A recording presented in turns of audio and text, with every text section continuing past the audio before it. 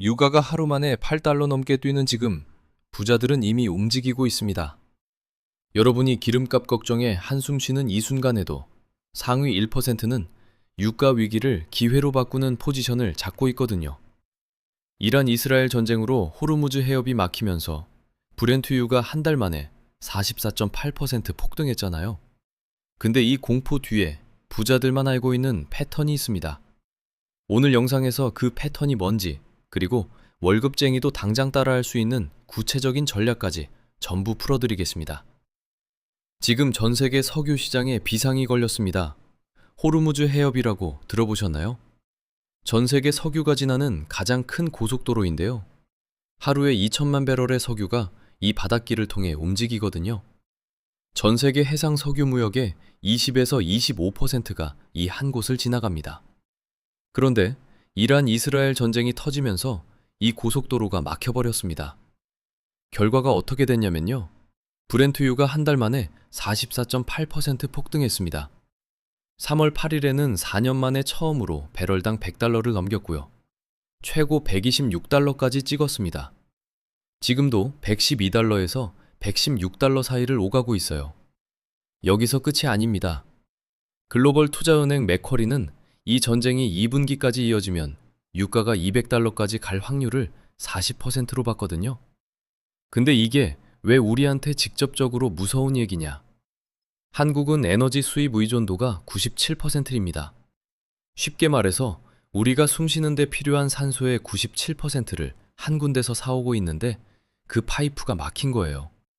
게다가 한국이 수입하는 원유의 70.7%가 중동에서 옵니다. 호르무즈 해협을 통과하는 원유의 84%가 아시아행인데 그 한가운데에 우리가 있는 거죠. 더 놀라운 숫자가 있어요. 한국은 GDP 1만 달러당 석유 소비량이 5.63배럴로 OECD 37개국 중 1위입니다. 같은 아시아의 일본이 2.94배럴인 거랑 비교하면 거의 2배를 쓰고 있는 거예요. 석유를 그만큼 많이 쓰는 나라가 석유 공급이 막히면 어떻게 되겠어요? 이미 수치로 나타나고 있습니다. OECD가 올해 한국 경제 성장률 전망을 2.1%에서 1.7%로 낮췄고요. 물가 전망은 1.8%에서 2.7%로 올렸습니다. 성장은 꺾이는데 물가는 오르는 최악의 시나리오가 현실이 되고 있는 겁니다. 근데요, 진짜 소름 돋는 건 따로 있습니다. 이 공포가 퍼지는 지금 부자들은 정반대의 행동을 하고 있거든요. 자, 그러면 부자들은 이 상황에서 대체 뭘 하고 있는 걸까요? 단서가 하나 있습니다. 워런 버핏이에요. 버핏은 이 위기가 터지기 전부터 이미 준비를 끝내놨거든요. 먼저 2024년부터 애플 주식을 70% 이상 팔았습니다. 애플이요? 버크셔 해서웨이 포트폴리오에서 가장 큰 비중을 차지하던 종목을 조용히 정리한 거예요. 그리고 쌓아놓은 현금이 얼마인지 아세요? 3,820억 달러. 우리 돈으로 약 570조 원입니다. 그냥 현금으로 들고 있는 게 아니에요. 이 돈 대부분을 미국 단기국채에 넣어서 연간 이자만 200억 달러를 벌고 있었어요. 왜 이렇게 했을까요? 버핏 지수라는 게 있는데요. 주식시장 전체 시가총액을 GDP로 나눈 거예요. 쉽게 말해서 이 숫자가 높으면 시장이 비싸다는 뜻이거든요. 이게 220%를 넘었습니다. 역사적으로 봐도 극단적인 고평가 구간이에요. 버핏은 이 경고등을 보고 현금을 쌓은 겁니다. 여기서 첫 번째 전략이 나옵니다. 전략 1. 현금 요새 구축. 여러분이 물가 오른다고 카드값 줄이려고 고민할 때 부자들은 현금을 무기로 바꾸고 있었습니다. 보통 현금을 들고 있으면 손해라고 생각하잖아요. 물가가 오르니까 돈 가치가 떨어진다고. 근데 위기 직전에는 정반대예요. 쉽게 말해서 현금은 전쟁터의 방탄조끼 같은 겁니다. 주가가 폭락하고 자산 가격이 무너질 때 현금을 가진 사람만이 바닥에서 살 수 있거든요. 버핏이 570조 원을 현금으로 쌓아놓은 건 겁이 나서가 아니라 기회를 기다린 겁니다. 근데요, 두 번째 전략이 진짜 핵심입니다. 전략 2. 에너지 역발상 포지션. 일반인이 기름값 올랐다고 주유소 앞에서 한숨 쉴 때 부자들은 에너지 주식을 사고 있습니다. 생각해보면 단순한 논리예요. 유가가 폭등하면 누가 돈을 벌까요? 석유를 파는 회사들이거든요. 위기의 원인 자체에 투자하는 겁니다. 석유기업, 가스기업, 에너지 인프라 섹터로 자금이 이동하고 있어요. JP모건이 지금 경제를 K자형 성장이라고 진단했는데 이게 뭐냐면 부유층과 빅테크는 위로 올라가고 중산층과 실물 경제는 아래로 내려가는 구조예요. 이 갈라지는 틈에서 에너지 섹터는 위로 가는 쪽에 올라타 있는 거죠. 쉽게 말해서 태풍이 온다고 다 피하는 게 아니라 태풍이 지나간 자리에 뭐가 남는지를 보는 거예요. 부자들은 공포의 진원지에서 기회를 찾습니다. 자, 이제 세 번째인데요. 이건 사실 일반인도 할 수 있습니다. 전략 3. 공포 속 황금 사냥. 지금 코스피 PBR이 0.83배입니다. 쉽게 말해서 1만원짜리 물건을 8,300원에 살 수 있는 세일 구간이에요. 2018년 이후로 이렇게까지 떨어진 게 3번밖에 없거든요. 거기다 환율이 1,505원을 넘겼잖아요. 17년 만에 처음입니다. 달러를 가진 외국인 투자자 입장에서 보면 한국 주식이 세일 중에 추가 할인까지 들어간 셈이에요. 부자들은 이걸 봅니다.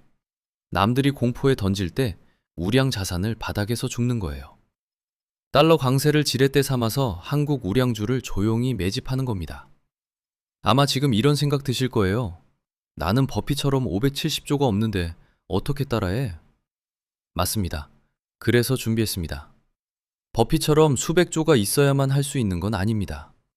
쉽게 말해서 부자들이 전투기를 사서 전쟁하는 거라면 우리는 방탄조끼 입고 참호를 파는 거예요. 규모는 다르지만 원리는 같습니다. 지금부터 월급쟁이도 당장 실행할 수 있는 3가지 액션을 알려드릴게요. 첫 번째, 비상금 방패부터 만드세요. 최소 6개월치 생활비를 CMA나 MMF 같은 현금성 자산에 넣어두는 겁니다. 버핏이 현금 570조 원을 쌓아두고 단기 국채에 넣어서 이자만 챙긴 거 기억하시죠? 우리도 같은 원리예요. 지금 한국은행 기준금리가 2.5%거든요. CMA에 넣어두기만 해도 이자를 받으면서 대기할 수 있습니다. 폭락장이 와도 당장 생활비 걱정이 없으면 공포의 주식을 던지지 않게 되거든요. 이게 흔들리지 않는 첫 번째 조건입니다. 두 번째, 분할 매수를 시작하세요. 코스피 200이나 S&P 500 같은 지수 ETF를 매달 일정 금액씩 바구니에 담는 겁니다. 아까 말씀드린 코스피 PBR 0.83배, 환율 1,505원. 이 두 숫자가 겹치는 구간이 2018년 이후로 거의 없었거든요. 한 번에 큰 돈을 넣으라는 게 아니에요. 매달 조금씩 꾸준히 담아가는 겁니다. 세 번째, 에너지 ETF를 소액으로 편입하세요. 부자들이 유가 폭등에 에너지 기업 주식을 사들이는 거 아까 봤잖아요. 우리도 에너지 섹터 ETF로 유가 상승에 간접적으로 올라탈 수 있습니다. 부자들의 에너지 역발상 전략을 월급쟁이 버전으로 실행하는 거예요. 포트폴리오 전체를 넣으라는 게 아니라 일부만 편입해서 위기에 대한 보험을 거는 겁니다. 한 가지 더 말씀드릴게요. 한국의 석유 비축량은 약 1억 5,700만 배럴로 208일분입니다. 세계 6위 수준이에요. 당장 무너지지는 않는다는 뜻이죠. 하지만 이 전쟁이 장기화되면 208일이라는 시간은 생각보다 빨리 지나갑니다. 시간은 있지만 무한하지 않아요. 그래서 지금 움직여야 합니다. 위기는 준비된 사람에게 기회가 됩니다. 부자들의 3가지 패턴을 다시 정리하면 현금 요새 구축, 에너지 역발상, 공포 속 황금 사냥이었습니다. 이걸 알고 행동하는 사람과 모르고 공포에 휩쓸리는 사람의 차이가 이번 위기 이후에 갈립니다. 여기까지 보신 여러분은 이미 대부분의 사람들보다 한 발 앞서 있는 겁니다. 위기 앞에서 아는 것과 모르는 것, 그 차이가 결국 결과를 바꿉니다. 다음 영상에서는 이 유가 위기가 끝난 뒤 어떤 산업이 가장 먼저 반등하는지를 다뤄보겠습니다.